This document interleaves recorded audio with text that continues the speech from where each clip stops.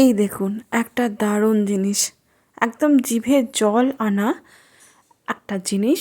আর সেটা হচ্ছে কুলের আচার।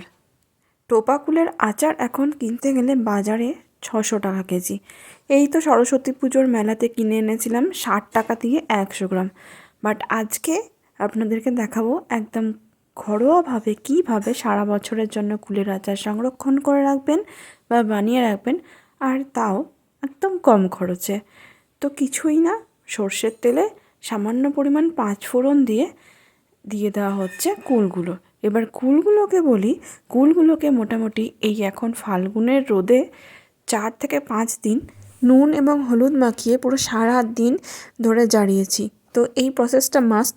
তারপরে আর কি একটু নাড়াচাড়া করে প্রয়োজন মতন জল দিয়ে দিন, যতটা আপনি রাখতে চান আচারের কনসিস্টেন্সি সারা বছর। তারপর ভালো করে একটুক্ষণ নাড়াচাড়া করুন, একটু ফুটে উঠলে দিয়ে দিন একটা গুড়ের ডালা। আমরা এখানে পাটালি গুড় দিয়েছি, আপনারা চাইলে জ্যাগরি পাউডার দিয়েও বানাতে পারেন। এবার ভালো করে জলের সাথে গুড়টাকে গলে যেতে দিন। তারপরে দেখুন কি সুন্দর একটা তার তৈরি হবে। আর প্রয়োজন অনুযায়ী আরও একটু জল আর আরও একটু মিষ্টি দিতে পারেন যদি মনে হয় টক লাগছে। ব্যাস, আর কি তৈরি হয়ে যাবে এরকম সুন্দর কুলের আচার। এরপর সারা বছর সংরক্ষণ করতে চাইলে জাস্ট মাঝে মাঝে একটু করে জাল দিয়ে নেবেন কড়াইতে। ব্যাস, তাহলেই একদম সুন্দর সারা বছর থাকবে আর আপনারাও এনজয় করতে পারবেন ভাতের পাতে। Thanks for watching. Tata, bye bye.